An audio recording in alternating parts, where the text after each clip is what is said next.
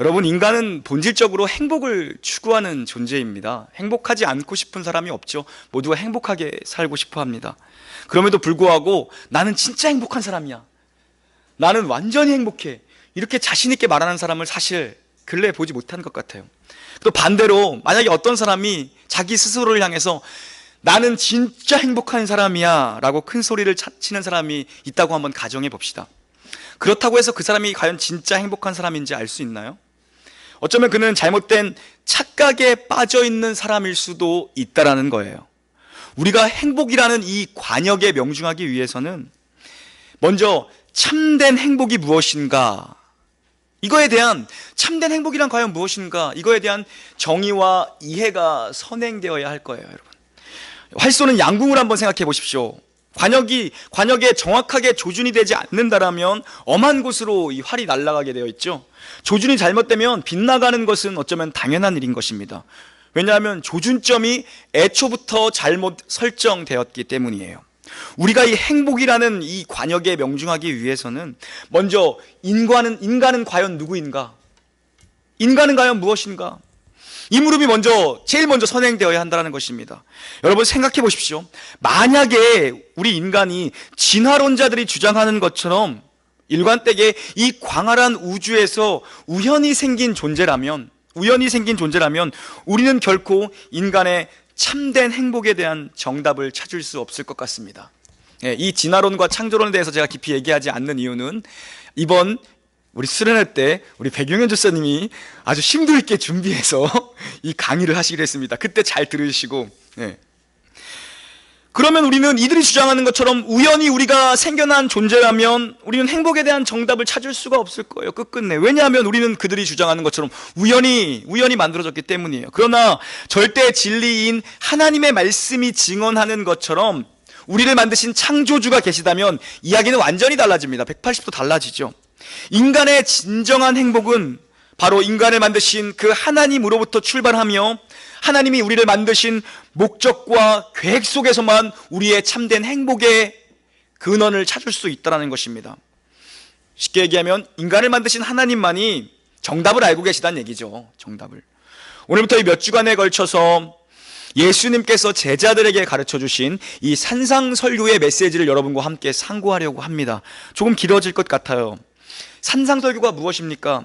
마태복음 5장에서 7장에 기록된 예수님의 설교입니다. 그것을 우리는 산상설교 혹은 산상수훈이라고 얘기합니다. 예수님께서 산 위에 오르셔서 설교하신 내용이라고 해서 이름 붙여진 거예요. 이 산상설교야말로 예수님의 삶 그 자체를 완전히 녹여놓은, 요약해놓은 축소판과 같은 메시지들입니다. 여러분, 엑기스죠. 예수님께서 오고 오는 모든 세대들 가운데에 그 제자들을 향해 남기신 예수님의 큰 발자국입니다. 그분이 걸어가신 발자취를 남겨놓은 것이죠. 이 시대의 제자들에게, 오고 오는 모든 사람들에게 이 큰 발자국을 보고 따라오라는 것입니다. 지난 수세기 동안 많은 믿음의 선진들이 이 발자국을 따라갔습니다. 그리고 저와 여러분 21세기의 그리스도인, 제자들로 부름받은 우리 그리스도인들, 예수님의 제자라면 우리의 목표는 이 예수님의 발자국을 따라 걷는 것이 되어야 한다는 거예요. 그분의 삶을 닮아가는 것, 그분이 걸어가신 그 길을 따라 걷는 것, 이것이 우리의 목표이며 우리가 바라보아야 될 것이라는 것입니다. 그래서 예수님을 닮아가는 가장 좋은 실천을 주님께서 이 산상설교의 메시지에 기록해 두셨습니다. 그리스도인들이 어떻게 살아야 되는지가 이 산상설교 안에 녹아져 있다는 것입니다. 오늘은 그 산상설교의 입구인 가장 첫 말씀을 보고 있는데요, 팔복에 관한 메시지입니다. 팔복, 많이 들어보셨죠? 예수님은 이 산상설교주를 시작하시면서 복에 관한 메시지로 문을 열고 계십니다. 복에 관한 메시지, 복이에요. 복. 우리가 워낙 복을 좋아하지 않습니까, 여러분? 여러분, 한국인들이 가장 좋아하는 찌개가 무슨 찌개 좋아하세요? 무슨 찌개 좋아하십니까? 된장찌개라고 합니다. 왜요? 보글보글 끓여가지고. 복을 좋아하니까 한국인들이. 누가 이런 어이없는 유머를 만들어냈어요, 여러분. 그만큼 우리가 복을 좋아한다는 거죠. 우리는 그것을 이 8가지 메시지, 예수님이 산상설교를 시작하시면서 풀어놓으신 8가지 메시지를 우리는 팔복이라고 합니다. 이 8가지 복은 하나님 나라의 백성들의 삶의 특징을 정확하게 묘사하고 있습니다. 여러분이 하나님 나라 백성이 맞고 여러분이 그리스도인이 맞다라면 어떻게 살아야 되는지에 대한 내용이 여기에 함축적으로 담겨 있다는 것입니다. 하나님 나라의 복을 받은 사람들의 특징이고 그들의 삶을 위한 말씀이고 그들의 삶의 특징이 가장 잘 녹아 있다는 거죠. 진짜 복을 받은 백성들의 이야기가 담겨져 있는 것입니다. 이 팔복, 이 짧은 메시지 가운데요. 먼저 좀 생각해 보아야 할 것이 있어요, 여러분. 이 설교를 듣고 있는, 이 예수님의 메시지를 듣고 있는 청중들이 누구인가? 지금 그들이 누구인가에 대해 한번 생각해 보자고요. 우리 1절 말씀을 보니까 예수님이 누구를 대상으로 설교를 하고 계신지 대상이 나옵니다. 무리를 보셨다고 합니다. 무리. 이 무리가 누구인지 우리가 한 장 앞장 4장 23, 24, 25절을 함께 봉독해보면 이 무리들이 어떤 자들인지 나옵니다. 23절부터 4장 23절부터 끝절까지 봉독하겠습니다. 시작.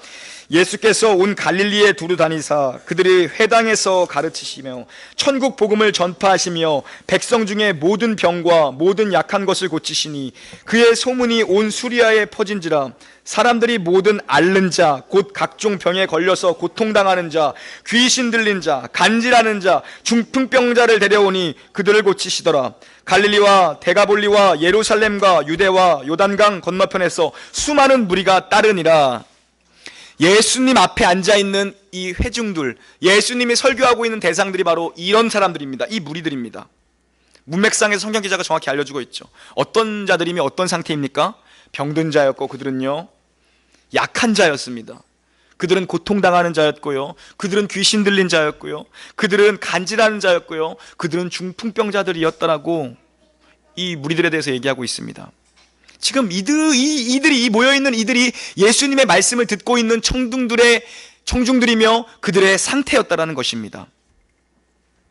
예수님의 발걸음이, 예수님의 시선이 이 무리들에게 있었던 것입니다. 여러분, 주님의 시선은 항상 수많은 아파하는 사람들, 그리고 신음하고 있는 자들의 고통, 그것에 주님의 시선은 머물러 있었고 주님의 발걸음은 항상 거기에 있었다는 것입니다.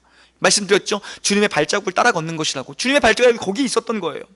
그 슬픔을 주님께서 보신 거예요. 그 무리들 가운데 그 슬픔, 그 신음하는 고통, 그 세상을 보신 거죠. 그 정신없이 살아가는 세상 속의 그 무리들 가운데에 아무도 관심을 두지 않고 미처 그들에게 시선을 주지 않고 있는 세상과 다르게 주님은 그들을 바라보고 계셨던 거예요. 여러분, 예수님의 공생의 사역을 한번 머릿속으로 생각해 보십시오. 그분은 이 땅에 오셔서 항상 슬픔과 고통과 약함이 있는 곳에 멈추어 서셨습니다. 이사야서의 표현대로라면 가난한 자에게 아름다운 소식을 전하려시려고, 마음이 상한 자를 고치시려고, 포로된 자들에게는 자유를 주시려고, 갇힌 자에게는 노임을 선포하시려고 주님이 오셨다라고 이사야 선지자는 말씀합니다. 지금 이 그리스도께서는요, 예수께서는요, 목자 없는 양같이 유린하는 백성들을 긍휼히 여기신 거예요. 그 무리들을 불쌍히 여기신 거죠. 예수님의 시선은요, 세상의 화려함에 있지 않았습니다. 로마의 힘이 지배하고 로마의 권력이 다스리는 그곳에 주님의 마음이 있지 않았어요. 군중 속에서 고통당하고 있는 인생의 형장들을 주님께서 주목하고 보셨던 것입니다. 고통 가득한 인생들을 향해서 주님이 입을 열어 가르치신 것입니다. 입을 열어 설교하신 거예요. 그들을 향해서 하나님 나라의 복음을 선포하신 거죠. 하나님 나라가 임했다라고 얘기하고 계신 겁니다. 그들을 위해서 주님이 오신 거고, 지금 그 무리들에게 그 복음의 메시지가 필요했던 거죠. 로마의 힘이 다스리는 나라가 아니라 하나님의 나라가 필요했던 무리들을 주목하신 거고, 그들에게 하나님 나라의 메시지를 지금 던지고 계신 거예요. 여러분, 우리도 한번 동일하게 한번 생각해 봐야 되지 않겠습니까? 우리도요. 우리의 시선이, 지금 여러분의 시선이 어디에 머물러 있는지 우리가 한번 돌아봐야 할 거예요. 요즘 여러분 어디에 관심이 가장 많이 가 계시냐, 이겁니다. 이 도전입니다. 어디에 여러분의 시선에, 여러분의 관심이 어디에 가장 많이 집중되어 있나라는 것입니다. 우리의 시선이 예수님을 닮아서 아파하는 영혼, 병든 영혼, 누군가의 위로와 누군가의 격려를 필요하는 소외당한 영혼들에게 가 있냐라는 질문이죠. 이것이 교회가 감당해야 될 존재 이유고, 이 땅에 아직도 이렇게 교회들이 많지만 아직도 교회들이 세워져야 되는 이유 아니겠습니까, 여러분? 우리 교회는 아직 작아서, 아직 부족해서 이런 사역을 감당하지 못할 것 같아요? 조금 교세가 늘어나고 여유가 생기면 이런 사역을 감당해야 되나요? 지금은 아닌가요?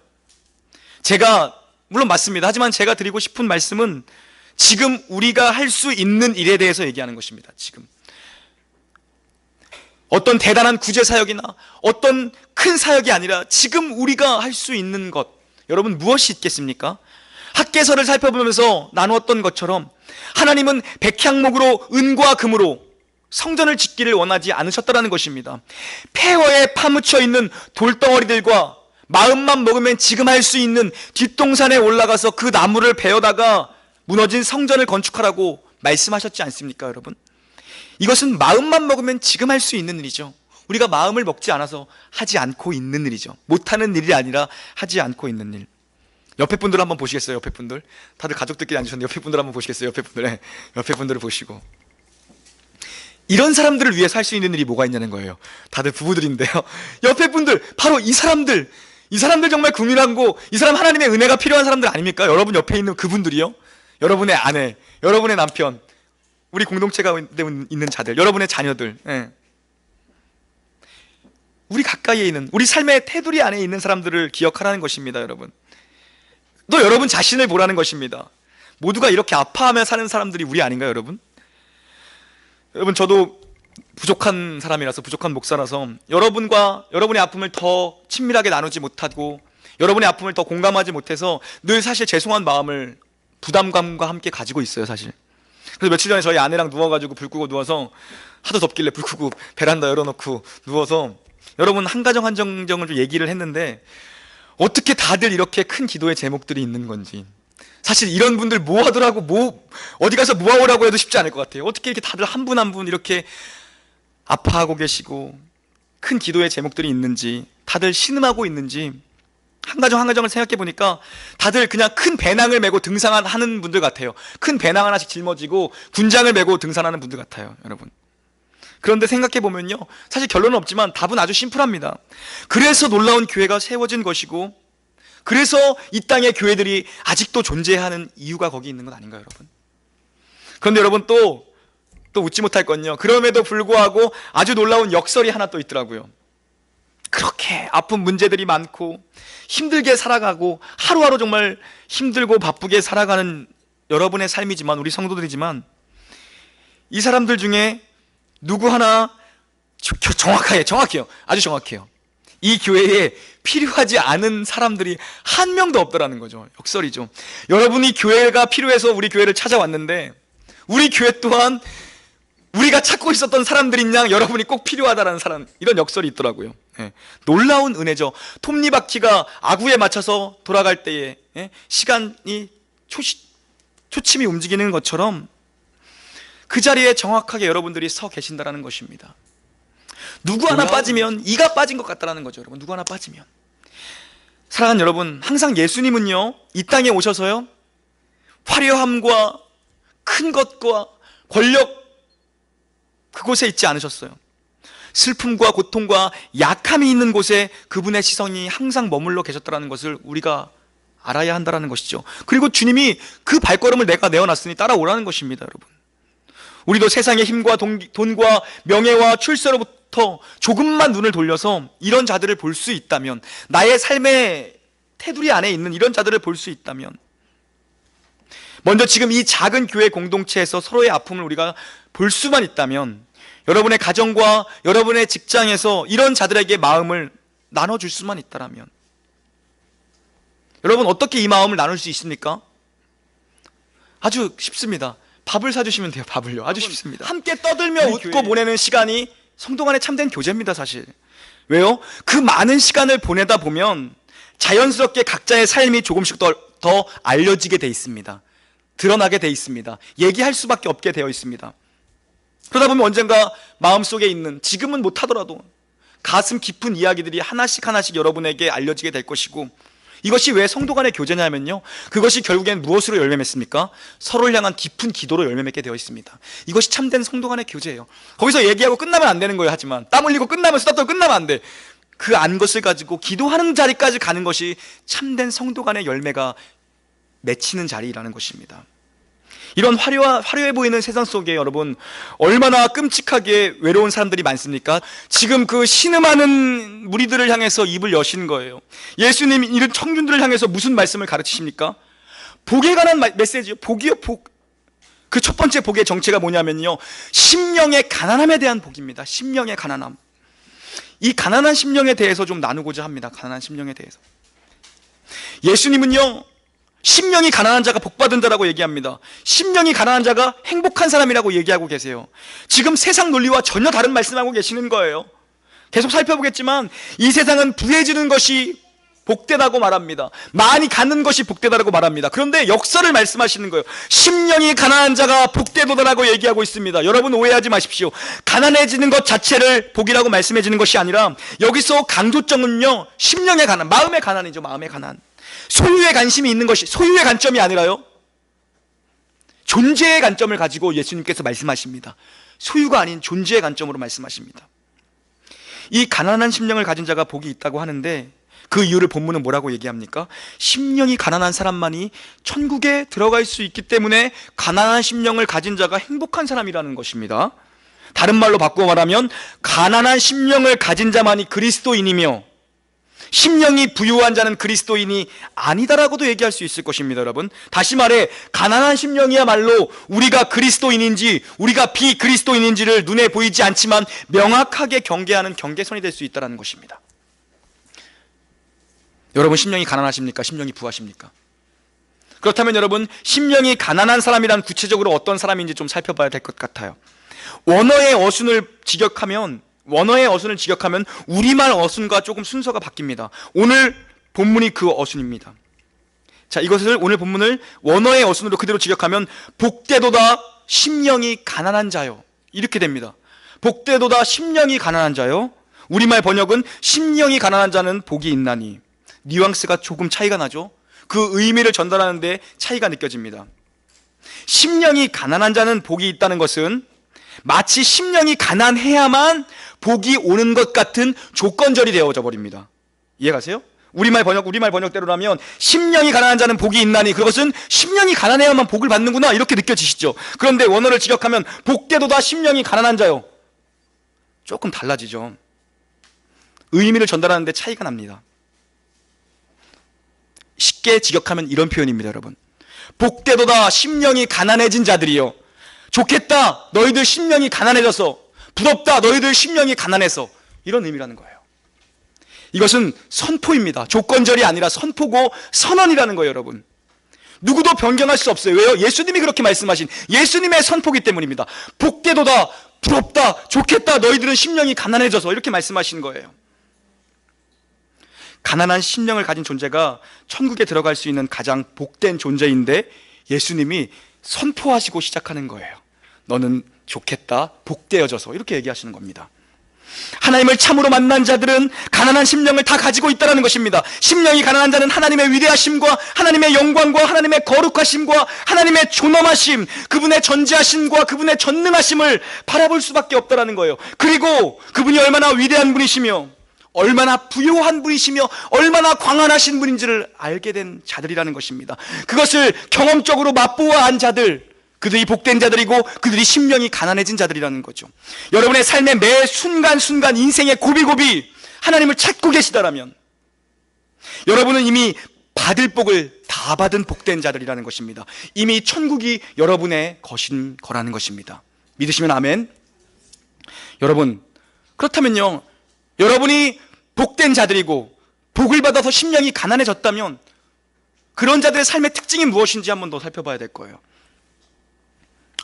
그들을 설명할 수 있는 어떤 존재의 성품의 어떤 것, 아까 말씀드렸죠. 소유가 아니라 존재에 관한 이야기라고. 존재에는 어떤 성품의 특징이 있는가?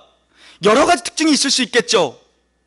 그중 가장 큰 특징은 심령이 가난한 사람은 전적으로 하나님을 의존하는 특징을 가지고 있습니다. 전적으로 하나님을 의지하는 마음이 여러분에게 계십니까? 하나님을 필요로 하는 마음입니다. 하나님이 창조주이시며 나는 하나님이 만드신 피조물임을 아는 사람이라는 거예요. 그 사람의 특징은요, 복된 사람의 특징은요, 그래서 피조물은 스스로 존재할 수 없다는 것을 인정하는 자리로 내려가는 자입니다. 그래서 모든 것이 하나님으로부터 출발되었으며 하나님으로 결론되어질 것이다, 하나님으로 돌아가게 될 것이다. 그래서 인생의 목적, 인생의 방향, 하나님의 지혜에 모든 것을 의존하는 태도로 살아가는 사람, 이것이 그들의 특징이라는 거죠. 이러한 태도, 이러한 마음의 태도가, 이러한 심적의 태도가 삶으로 드러나는, 우리가 눈으로 보는 태도로 드러나는 가시적인 태도를 우리는 한마디로 겸손이라고 이야기합니다. 겸손이요, 겸손. 심령이 가난한 사람의 삶의 태도를 우리가 쉽게 이야기할 수 있는 가장 가까운 단어가 바로 겸손이라는 거예요. 겸손이요, 뭐 양보하고 사양하고 머리 숙이는 게 아니죠. 그건 겸손이 아니라 그냥 한국 사람의 미덕인 것입니다. 그건요. 성 어거스틴이 어느 날 제자에게 이런 질문을 받습니다. 선생님, 그리스도인들의 최고의 미덕이 무엇이라고 생각하십니까? 여러분 무엇이라고 생각하십니까? 그리스도인의 최고의 미덕이 무엇이라고 생각하십니까? 어거스틴 대답한 집입니다. 첫째는 겸손이다. 제자가 묻습니다. 두 번째는 무엇입니까? 두 번째도 겸손이다. 그럼 세 번째는 무엇입니까? 세 번째 역시도 겸손이다 라고 물어봅니다. 그러다 제자가 또 물어봅니다. 그럼 겸손의 반대는 무엇입니까? 교만이다 라고 얘기합니다. 교만이다. 선생님, 그렇다면 교만은 무엇입니까? 교만의 정의는 무엇입니까? 어거스틴에게 묻습니다. 나는 지극히 겸손한 사람이다라고 생각하는 것이 교만이다라는 것입니다. 나 정도면 됐지라고 생각하는 사람, 나 정도면 겸손하지, 나 정도면 됐지, 나 정도면 할 만큼 했지라고 생각하는 것 자체가 교만이라는 것입니다. 여러분, 우리 마음 가운데 그런 것 없습니까? 나 정도면 됐지라고 하는 사람. 여러분, 참된 겸손이란요, 마음이 낮아진 상태를 얘기합니다. 마음이 깨어져 버린 상태, 마음이 부서져 버린 상태, 마음이 낮아진 상태. 마음이 낮아진 상태는 무엇을 의미합니까? 나 하나님 없이 살 수 없다라는 고백의 상태입니다. 반대로 여러분, 교만은 무엇입니까? 하나님 없이도 살아갈 수 있을 것 같은 상태가 교만입니다. 혹은 하나님 없이 살아가고자 하는 삶의 모든 방향입니다. 그것이 교만이에요. 그래서 잠언은 말씀하지 않습니까? 겸손함은 존귀의 앞잡이요, 교만은 뭐의 선봉이죠? 패망의 선봉, 멸망의 선봉이라는 것입니다. 겸손한 것이야말로 존귀함의 앞잡인데, 교만한 것 멸망의 선봉이고 패망의 선봉. 사랑하는 여러분, 이 겸손함이야말로 우리가 진실로 주님의 은혜를 진실로 목말라 하는 상태임을 기억하셔야 됩니다. 언제나 하나님의 은혜는요, 위로부터 아래로 흘러넘치게 되어 있습니다. 낮은 곳으로 은혜의 강물이 흘러넘치게 되어 있다는 것입니다. 주님의 은혜가 낮은 곳으로 흘러넘쳐서 그 가난한 마음, 그 낮아진 상태를 주님의 은혜로 덮으시는 것, 그것을 우리는 부흥이라고 얘기합니다. 그것이 부흥입니다. 한 영혼의 심령이, 여러분의 심령이 하나님으로 가득 채워진 상태, 하나님으로 만족해진 그 상태가 부흥인 것입니다. 그래서 그 하나님의 영광스러움을 향해서, 그 하나님의 영광스러운 낯빛을 향해서 걸어가는 그 상태, 그 삶의 양식이 부흥이죠. 그래서 우리가 이렇게 고백할 때, 나는 십자가 없으면 망한 존재입니다, 나는 십자가 없이 살 수 없는 존재입니다 라고 고백할 때, 낮아진 마음으로 주님 앞에 은혜를 겸손히 구하며 무릎 꿇고 엎드릴 때 하늘로부터 임하는 은혜의 그 소낙비를 우리는 경험할 수 있게 되는 것입니다. 근데 우리가 이렇게 주님 앞에 낮은 모습으로 엎드릴 수 있는 것은요, 이미 주님이 우리를 아시는 겁니다. 수많은 무리 가운데에 그 병든 자들, 약한 자들, 귀신 들린 자들, 중풍병자들, 우리를 아시는 거예요. 정말로 복음이 필요한 나를 아셨고, 그래서 나를 부르셨고, 나를 향해서 복 있는 자라고 선포하셨기 때문에 우리에게 이 낮은 마음이 가능하다는 것입니다. 이 가난한 마음이 생길 수 있다는 것입니다. 예수 그리스도의 영인 그 성령이 내 안에 계시기에, 나는 이미 그리스도와 한 몸으로 연합된 자이기에, 나는 그에게 이미 접붙여진 자이기에, 그의 영양분을 필요로 할 수밖에 없는 존재이기에, 우리는 이렇게 주님 앞에 기도할 수 있는 자가 되었고, 주님의 이름을 부를 수 있는 자가 되었고, 주님을 찾을 수 있는 자가 된 것입니다. 사랑하는 여러분, 하나님의 시선은요, 우리의 가난해진 심령을 주목하고 계신다는 것을 놓치지 마시기 바랍니다. 하나님은 언제나 마음을 보십니다. 사람은 외모와 용모를 봅니다. 외모와 키를 보죠. 하지만 하나님의 시선은 언제나 그 사람의 마음의 중심을 보신다는 것입니다. 이 가난한 마음에 주목하고 계시다라는 거예요. 이 가난한 마음을 가진 교회를 주님께서 주목하고 계신다라는 것입니다. 가난한 마음은 한마디로 정리하면 하나님을 필요로 하는 마음입니다. 하나님을 정말로 필요로 하는 마음. 하나님을 필요로 한다고 하니까 좀 뉘앙스가 조금 기복적인 뉘앙스로 느껴지시나요? 아니요, 그렇지 않아요. 하나님을 필요로 하는 마음인데 그 동기는 다양할 수 있습니다. 여러분은 무엇 때문에 하나님을 필요로 하십니까? 여러분은 무엇 때문에 하나님을 찾습니까? 어떤 사람은 성공을 얻기 위해서 하나님을 필요로 할 수도 있습니다. 그러나 여기 팔복에서 주님이 말씀하신 이 가난한 심령은 자신의 성공을 위하거나 자신의 무엇을 얻기 위함이 아니라 하나님 때문에, 하나님 자신 때문에, 하나님의 영광 때문에 그분을 필요로 하는, 그분을 원하는 마음의 상태를 얘기하고 있는 것입니다. 역사 속에서 가장 가난한 마음을 가지고 있었던, 가장 그 낮아진 마음을 가지고 하나님 앞에 살았던 사람을 한 명 뽑으라면 저는 단연 다윗일 거라고 생각합니다. 다윗의 시편을 여러분 읽어보십시오. 그의 기도와 그의 찬송과 그의 고백을 보면 가난한 마음이 무엇인지, 하나님을 정말로 필요로 하는 마음이 무엇인지 알 수 있을 거예요. 하나님이여, 사슴이 시냇물을 찾기에 갈급한 같이 내 영혼이 주를 찾기에 갈급하나이다라고 고백하지 않습니까? 그는 하나님이 나의 목자이시기 때문에 나는 아무 부족함이 없다라고 고백하지 않습니까? 내가 눕고 내가 일어서고 내가 자는 것도 주님이 나와 함께 하시기 때문에, 나를 붙드시기 때문에 가능하다라고 그가 고백하지 않습니까? 이것이 바로 가난한 마음입니다. 전적으로 하나님을 의지하는 모습이 가난한 마음이죠. 여러분의 마음은 어떠십니까? 여러분의 현재 마음 상태는 어떠십니까? 부유한 마음은 하나님을 그다지 필요로 하지 않는 마음이 부유한 마음입니다.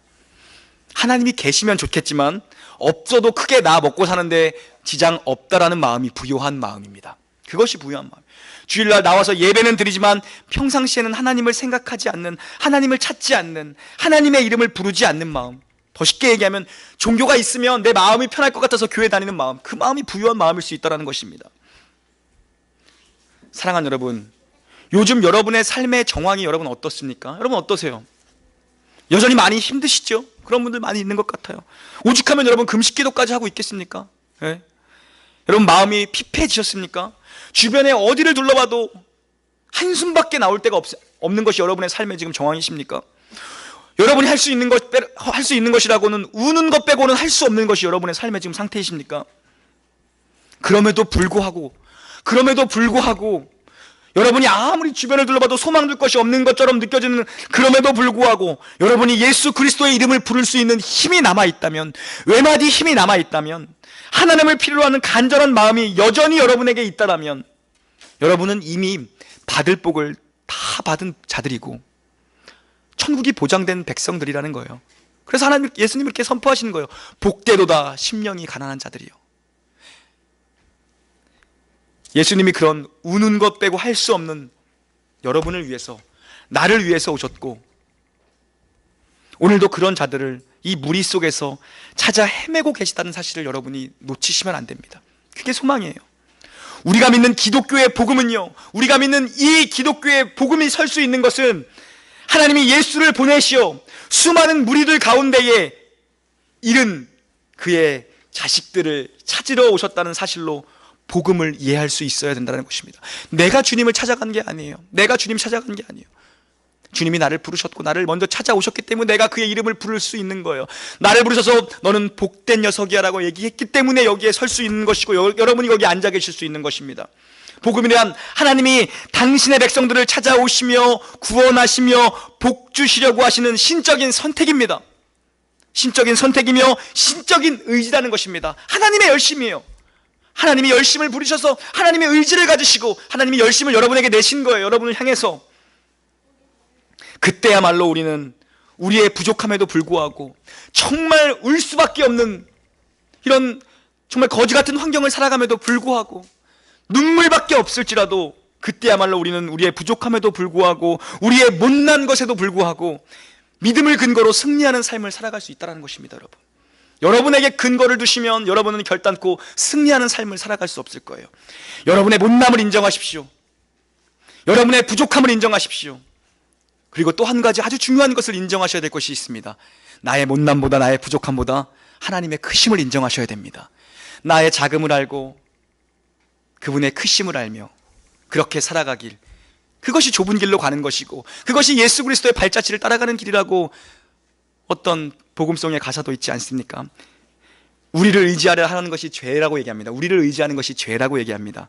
그 죄성을 벗으시고 여러분이 참으로 거듭난 신자라면 하나님을 의지하며 그분께로 피하는 귀한 승리의 삶을 살아내시길 우리 주 예수 그리스도의 이름으로 간절히 축원합니다. 아멘. 우리 함께 찬양했으면 좋겠습니다. 우리